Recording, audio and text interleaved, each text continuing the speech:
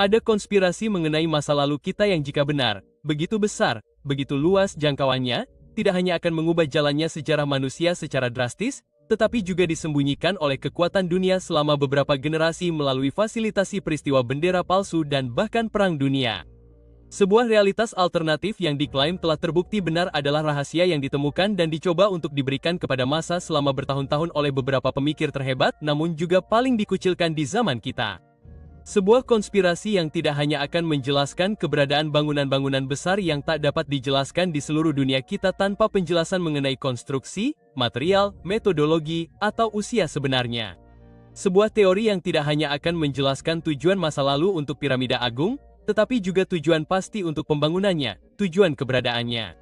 Sebuah peradaban yang hilang, yang tampaknya memiliki kedamaian dunia, membangun gedung-gedung besar dan megah, dan memiliki akses ke energi nirkabel yang tak terbatas dan sepenuhnya gratis di seluruh dunia mereka.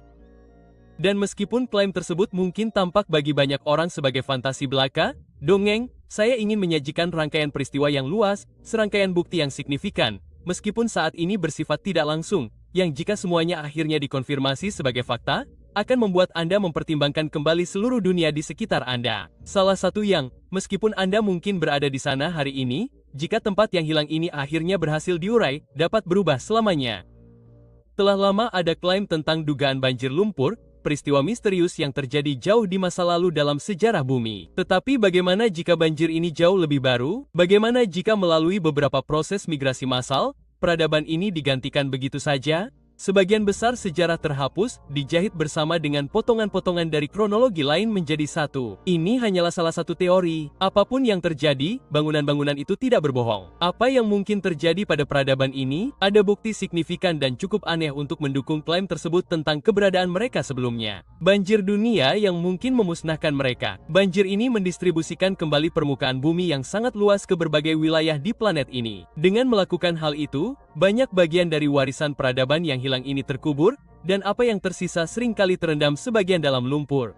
Selain itu, banyak dari bangunan-bangunan ini memang memiliki foto-foto yang diklaim diambil sesaat setelah pembangunannya. Bangunan-bangunan ini sering ditemukan di perbukitan, tetapi juga tampaknya tidak dikelilingi oleh jalan raya. Mengapa membangun struktur sebesar itu tanpa terlebih dahulu membangun jalan? Mungkin yang lebih penting, bagaimana seseorang mencapai prestasi seperti itu? Lebih jauh lagi, ada ketidakhadiran orang-orang yang mencolok dalam semua gambar ini, seolah-olah peradaban modern kita hanya menghuni kembali tempat-tempat ini beberapa generasi yang lalu. Akan tetapi, ini tidak menjelaskan keberadaan penduduk asli Indian di Amerika sebelum penjajahan Barat. Akan tetapi, konspirasi itu jauh lebih dalam. Tartaria berasal dari atau mungkin ditemukan kembali oleh kaum nasionalis Rusia. Dengan demikian, akarnya atau kebenaran konspirasi itu mungkin terletak pada rahasia kelam. Mungkin Tartaria sendiri, sebuah peradaban supremasi yang gagal. Dapatkah ini menjelaskan ketidakhadirannya dalam sejarah dunia dan bahkan pengabaian pencapaian mereka? Dan meskipun bangunan-bangunan tua yang megah ini ditemukan di seluruh barat dan sekarang diperdebatkan sebagai milik kekaisaran yang hilang ini, banyak bangunan yang identik dengan Rusia diklaim oleh para pendukung asli teori tersebut sebagai ibu kota asli Tartaria. Sebuah konspirasi yang mungkin digunakan Walt Disney sebagai inspirasi untuk desain Disneyland-nya. Namun, tidak diragukan lagi klaim yang paling meyakinkan adalah bahwa bangunan-bangunan tersebut tampaknya memiliki energi nirkabel yang gratis dan tak terbatas. Sesuatu yang tidak lain adalah Nikola Tesla, yang telah lama diklaim, sedang mencoba untuk berikan kepada dunia. Mengapa sebuah peradaban dengan akses ke hadiah yang begitu besar tidak membaginya dengan yang lain? Dan mengapa mereka, bersama dengan karya Tesla, disembunyikan dari dunia yang lebih luas? Tesla juga secara terkenal mengklaim telah menguraikan rahasia piramida.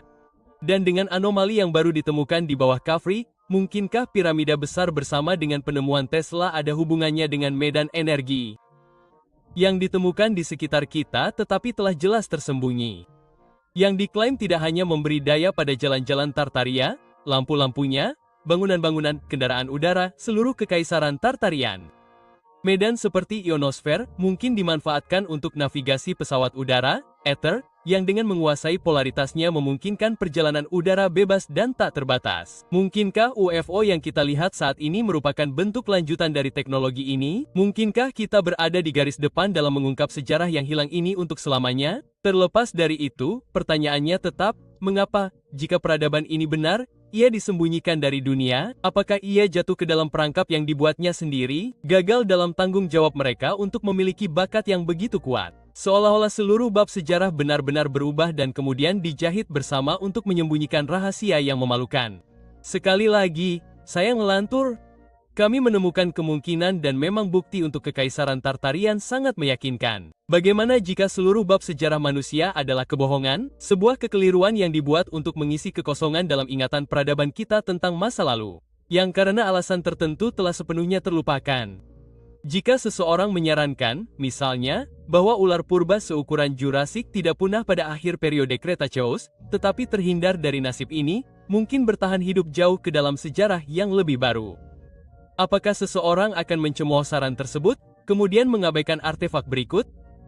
Berikut, misalnya, adalah gambar gua yang tampaknya berasal dari Neanderthal. Gambar tersebut menggambarkan dinosaurus berkaki dua dengan senjata kecil dalam pertarungan 1 lawan 1 dengan mamut. Gambar ini dikumpulkan oleh Dr. Jack Kuo untuk bukunya yang berjudul Dikubur Hidup-Hidup. Gambar tersebut diambil oleh penulis di Gua Bernal, sebuah gua prasejarah yang kurang dikenal di Prancis. Akan tetapi, daerah tersebut terkenal dengan seni Neanderthal. Gambar mamut Neanderthal bukanlah hal yang aneh. Akan tetapi, seni gua yang menggambarkan dinosaurus teropoda jauh lebih jarang ditemukan. Pada tahun 600 SM, Raja Nebukadnezar menugaskan seorang seniman Babilonia untuk membentuk relief hewan di gerbang Ishtar. Pada tahun 1899, arkeolog Robert Coltway menemukan kembali penggambaran ini. Hewan-hewan yang muncul dalam barisan bergantian menunjukkan singa, banteng, dan makhluk berleher panjang yang dikenal sebagai sir. Coltway yakin bahwa sir memang hewan sungguhan, dan pada tahun 1918, ia mengusulkan bahwa dinosaurus Iguanodon adalah yang paling mirip dengan sir. Akan tetapi, kata sir yang sama disebutkan dalam buku lonceng dan naga yang ditemukan dalam Apokrifa. Baik deskripsi maupun dinding misterius yang kini dipajang di Museum Berlin Vorder Asiatische sangat cocok dengan dinosaurus sauropoda. Jumlah penggambaran dinosaurus purba di dalam dan di atas karya seni kuno terlalu banyak untuk dibahas dalam satu video. Namun, buktinya begitu banyak, kami merasa heran mengapa banyak yang mengabaikan kemungkinan tersebut dan menganggapnya sebagai mitos belaka. Bersama dengan bukti fisik seperti jejak kaki peluksi yang meskipun digunakan untuk mendukung banyak teori tersembunyi, merupakan artefak yang sangat membingungkan sehingga sulit bagi siapapun di kedua sisi untuk menjelaskan bagaimana itu dibuat. Istilah dinosaurus baru diciptakan pada tahun 1842, jadi artefak menarik berikutnya tidak kalah menariknya. Dilukis oleh Peter Bruce Gale pada tahun 1562.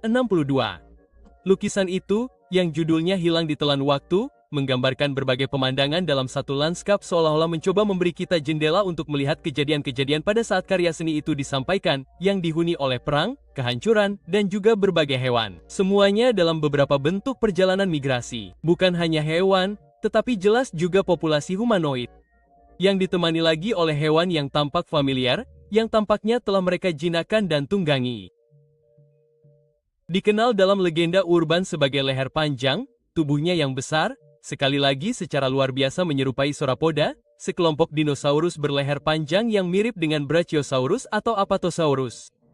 Dan meskipun para penentang klaim bahwa itu adalah penggambaran fiksi, mengklaim bahwa Gale mungkin memiliki akses ke fosil dan entah bagaimana berhasil tidak hanya menyatukannya, tetapi juga menciptakan kembali penampilan hewan tersebut, ia juga tampaknya memilih untuk menjinakkan hewan tersebut, meskipun ia tidak punya alasan untuk melakukan ini, dengan membuat sosok manusia benar-benar menunggangi hewan-hewan ini selama adegan migrasi mereka. Apa yang dilihat Gale? Mengapa ada begitu banyak penggambaran dinosaurus yang jelas di seluruh dunia melalui karya seni kuno? Bagaimana semua peradaban kuno ini tidak hanya mengetahui keberadaan masa lalu hewan-hewan ini, tetapi juga seperti apa rupa mereka? Bagaimana ini mungkin bersama dengan artefak seperti jejak kaki peluksi? Jika sekelompok makhluk ini tidak bertahan hidup hingga jauh setelah yang kita yakini, mungkin seperti yang digambarkan, bahkan setelah menjelajahi bumi bersama manusia, bagaimana seseorang menjelaskan penemuan seperti itu dan dalam jumlah yang begitu besar? Kami menemukan artefak tersebut dan memang misteri yang menyertainya sangat menarik.